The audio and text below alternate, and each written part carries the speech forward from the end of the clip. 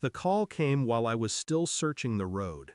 Her small shoes, pink and scuffed, sat where she had been left, like a marker of abandonment. My daughter had been kicked out of the car, by my mother-in-law, 8 years old, carsick, vomit on her shirt, ruining the fun, she had said, before driving away with the rest of the grandchildren, their laughter sealed inside the car as the taillights disappeared. I found my daughter trembling against a rusted fence 2 hours later. She tried to smile when she saw me. "I didn't mean to make trouble, Daddy." Trouble, that's what they called her. I held her, silent. Rage pressed behind my ribs, but I didn't raise my voice. Not to her, not yet to anyone. Instead, I drove us home, listening to her small breaths, promising myself one thing: this would not be forgotten. At dinner that night, my wife defended her mother. "She didn't mean it that way," she whispered, avoiding my eyes. "She was stressed. The kids were loud." I studied her face.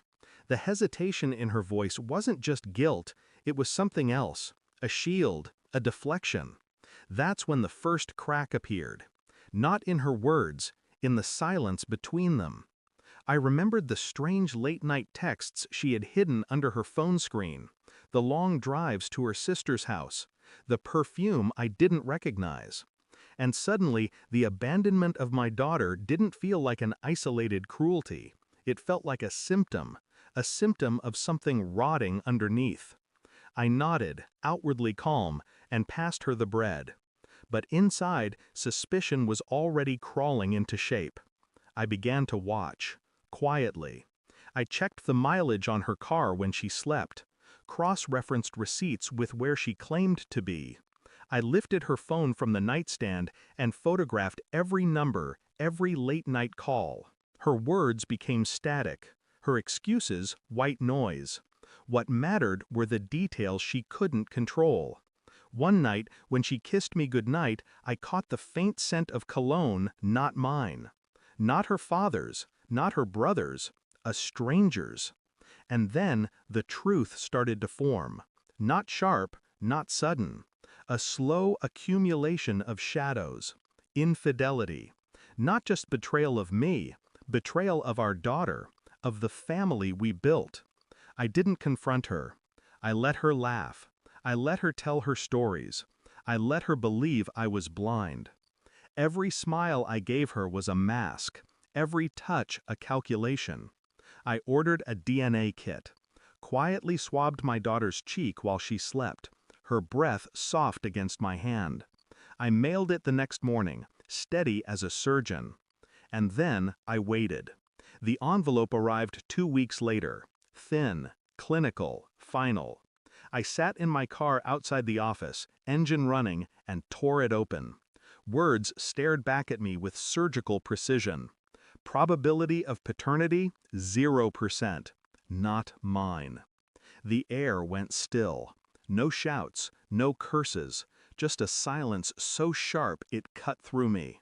I went home. She was in the kitchen, humming, pouring juice into glasses. I slid the paper across the counter. Her hands froze. Her breath caught. She read. Then her face collapsed, piece by piece. "I can explain." I said nothing. My silence was a blade sharper than any word. That night, I called her mother, the woman who abandoned my child on the roadside. "Come over," I said, voice calm, controlled. They sat together on the couch, mother and daughter, shifting uncomfortably under my stare. I placed the DNA results on the coffee table between us. Her mother was the first to speak. "This isn't true."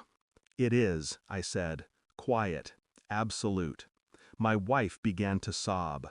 Her mother reached to comfort her, but I stopped her with a single look. "You left my daughter on the road," I whispered, "because she was inconvenient. And you," I turned to my wife, "you left her long before that." Neither spoke. Neither could. I stood, collected the papers, and walked out.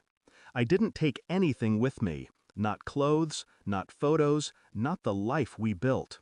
Only my daughter. Her small hand fit into mine as though the rest of the world no longer mattered. I drove through the night, headlights cutting the dark. She slept in the back seat, safe this time. And for the first time in years, my chest felt hollow enough to breathe. No anger, no grief, just clarity.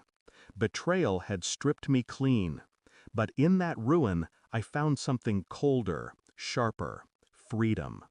I looked at her sleeping face in the rearview mirror and knew one thing with terrifying certainty: they had lost everything. I had lost nothing that mattered.